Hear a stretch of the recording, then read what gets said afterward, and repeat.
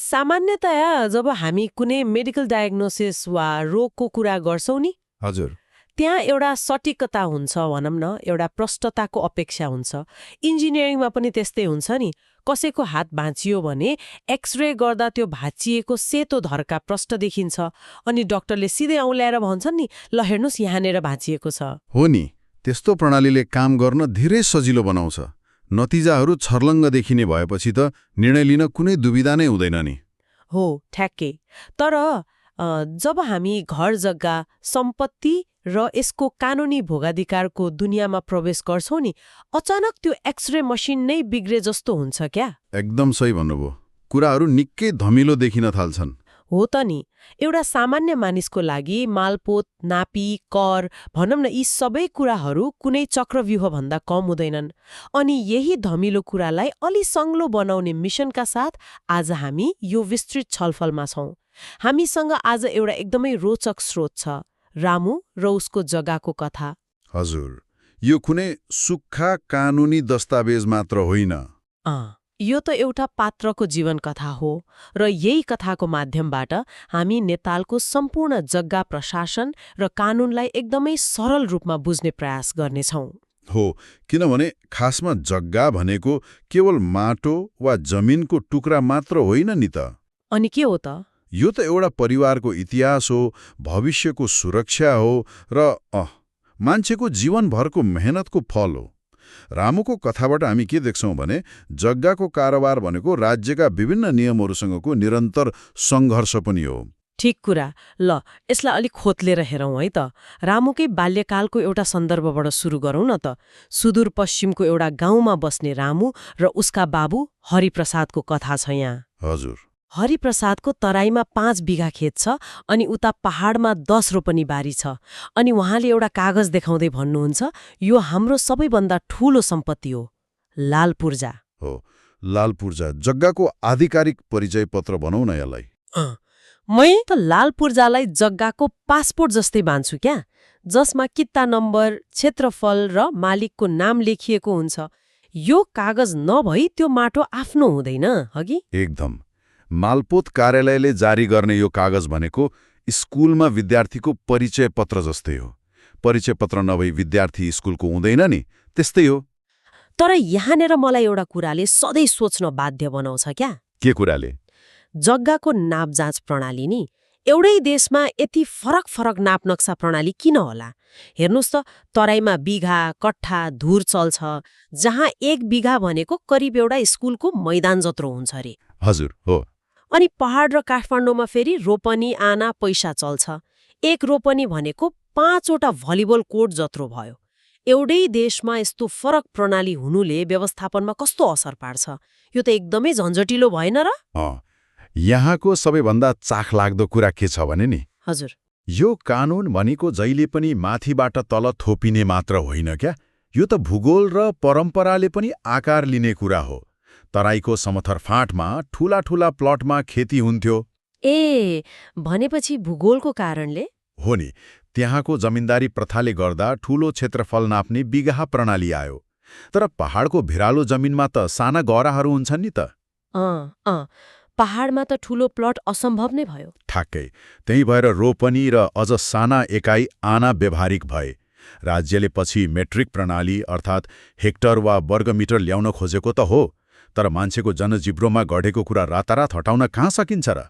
हो त नि, मान्छेले बुझ्दै नबुझ्ने भूगोलले नै कानुनलाई डोर्याएको जस्तो भयो यो त। एकदम सही। ल, अब जग्गा कसरी नापिन्छ भन्ने त बुझियो।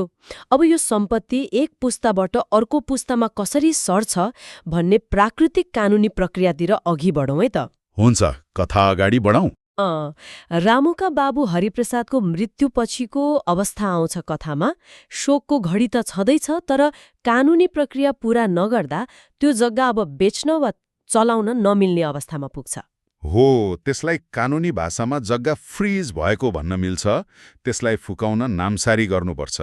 नामसारी मतलब मृत व्यक्तिको नामबाट जीवित हकदारको नाममा सार्ने काम, होइन त? हजुर, स्कुलमा पुरानो विद्यार्थी पास भएर गएपछि नयाँ विद्यार्थीको नाम रजिस्टरमा लेखिए जस्तै हो यो। यसको लागि मृत्यु दर्ता, नागरिकता, नाता प्रमाणित जस्ता कागजात चाहिन्छ। तर यसमा मलाई अचम्म लागेको कुरा के भने यति ठूलो पुर्ख्यौली जग्गा नामसारी गर्दा खर्च चाहिँ जम्मा 200 रुपियाँ मात्र लाग्ने रहेछ नि। हो, पैतृक जग्गामा त्यस्तै हो। यसको पछाडि एउटा दर्शन छ क्या। कस्तो दर्शन? राज्यले पुस्तान्तरणलाई व्यापारको रूपमा हेर्दैन। बाबुको सम्पत्ति छोराछोरीमा सर्नु भनेको प्राकृतिक कुरा हो, कुनै बजारको खरिद बिक्री होइन। त्यसैले त्यो 200 रुपियाँ भनेको कर होइन, केवल रेकर्ड अपडेट गरेको प्रशासनिक दस्तुर मात्र हो भनौँ न। ओहो, यो त निकै राम्रो कुरा रहेछ। तर नामसारी पछि लगत्तै अर्को एउटा टाउको दुखाइ सुरु हुन्छ नि रामुको। अंशबण्डाको कुरा होला। हो, रामु र उसको दाजु श्यामु बीच त्यो 10 रोपनी बारी 5-5 रोपनी बाँड्ने कुरा आउँछ। वकिल कहाँ गएर अंशबण्डा पत्र बनाउने, अनि नापी कार्यालय गएर कित्ता काट गर्ने, अनि बल्ल मालपोतमा गएर 2टा छुट्टै लालपुर्जा निकाल्ने। हजुर, प्रक्रिया त त्यही नै हो। तर एउटै जग्गा बाँड्न नापी र मालपोत दुवैतिर धाउनु पर्ने, यो त सर्वसाधारणका लागि एकदमै झन्झटिलो भएन र? राज्यले एउटै अफिसबाट गरिदिए हुन्न त? बाहिरबाट हेर्दा यो अनावश्यक झन्झट जस्तो पक्कै लाग्छ। तर यसले एउटा महत्त्वपूर्ण प्रश्न खडा गर्छ नि। के प्रश्न? जग्गाको दुईवटा बिल्कुलै फरक आयाम हुन्छन् क्या।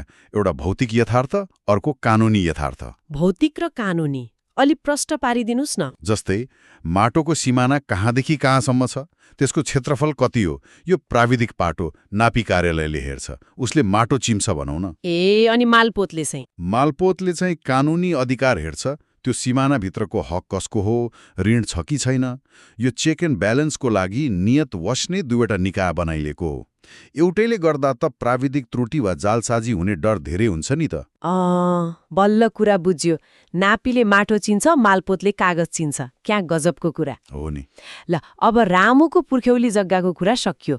अब ऊ काठमाडौँ आउँछ अनि पुर्ख्यौली सम्पत्तिबाट आर्जित सम्पत्तितिर सर्दै खरिद बिक्रीको जटिल चक्रमा प्रवेश गर्छ।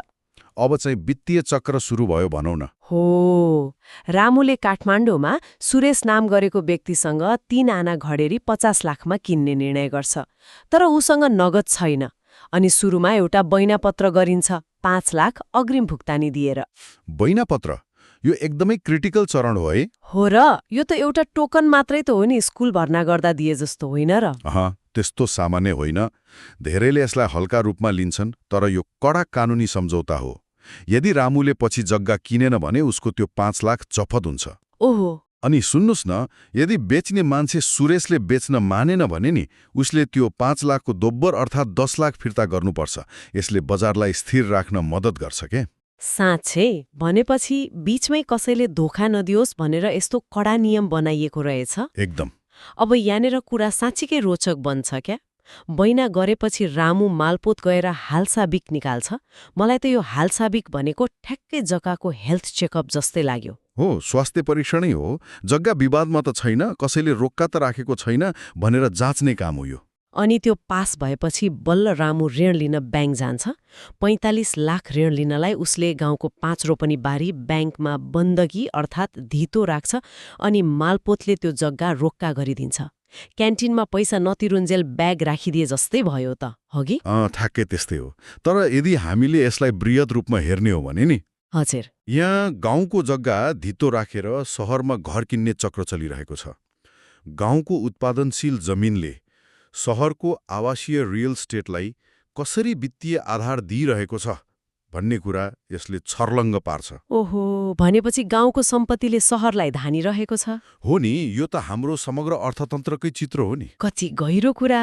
अनि त्यसपछि अन्त्यमा मालपोत गएर जग्गा पास गर्ने बेला आउँछ, रजिस्ट्रेसन भन्छन् नि। हजुर, जग्गा पास। यहाँ चाहिँ करको गणित आउँछ। करको कुरा त अझ रमाइलो छ। बजारमा सुरेश र रामु बीच 50 लाखमा कुरा मिलेको छ, तर सरकारी मूल्याङ्कन चाहिँ जम्मा 40 लाख तोकिएको छ अरे।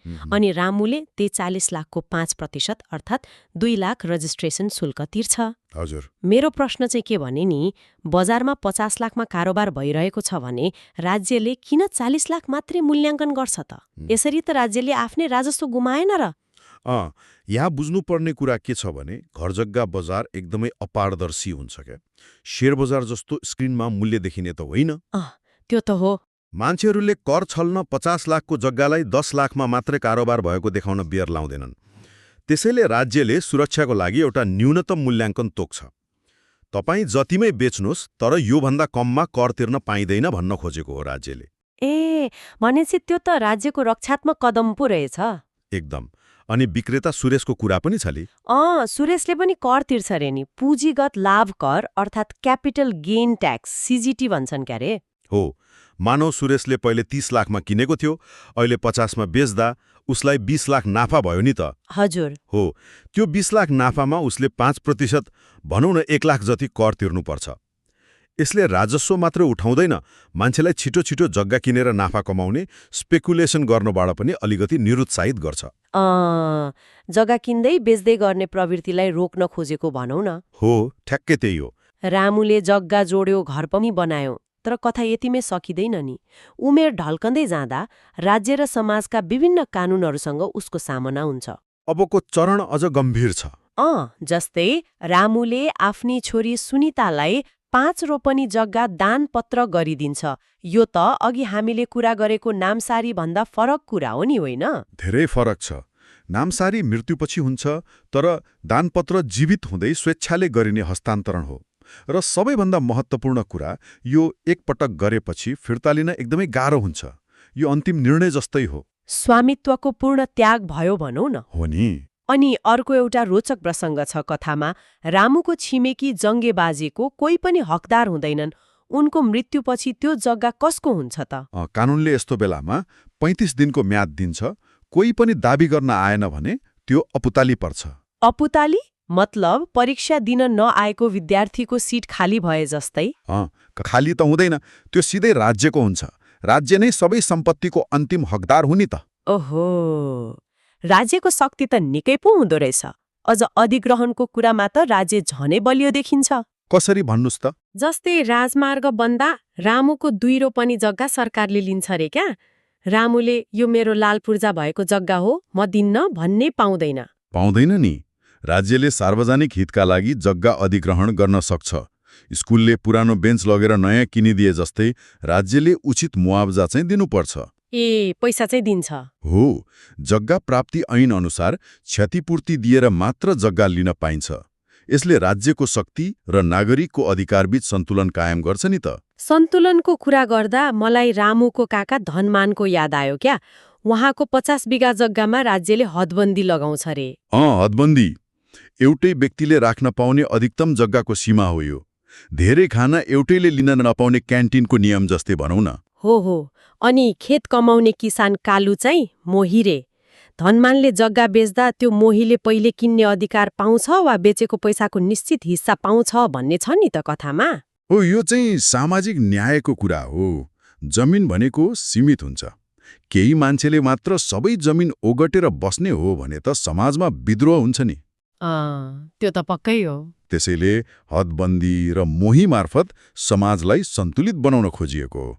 एकातिर मुआवजा दिएर सम्पत्तिको रक्षा गरिन्छ, अर्कोतिर मोही मार्फत किसानको। त्यसो भए यसको समग्र अर्थ के हो त? हामीले सधैँ सोच्ने मेरो जग्गामा मेरो मात्र पूर्ण स्वामित्व छ भन्ने कुरा त एउटा कानुनी भ्रम पो रहेछ त। त्यस्तै भन्नुपर्छ। किनभने राज्यले हदबन्दी र अधिग्रहण मार्फत, ब्याङ्कले रोक्का मार्फत अनि समाजले मोही मार्फत सधैँ हाम्रो जग्गामा अदृश्य साझेदारको रूपमा काम गरिरहेका हुँदा रहेछन्। एकदमै गहिरो कुरा गर्नुभयो।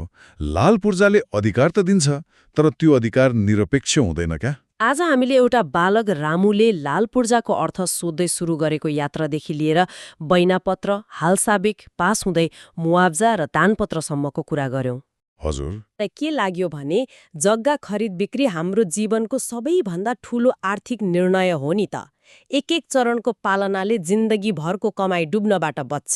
हो नि, कानुनको अज्ञानता क्षम्य हुँदैन भन्छन् नि। बैनापत्र गर्दा होस् वा हालसाबिक जाँच्दा साना साना कुरामा ध्यान दिएन भने त फसिन्छ। प्रक्रिया बुझ्नु भनेको आफ्नो भविष्य सुरक्षित गर्नु नै हो। एकदम सही। आजको यो गहिरो अध्ययनबाट हामीले जग्गा प्रशासनको भित्री कुराहरू धेरै हदसम्म बुझ्यौं।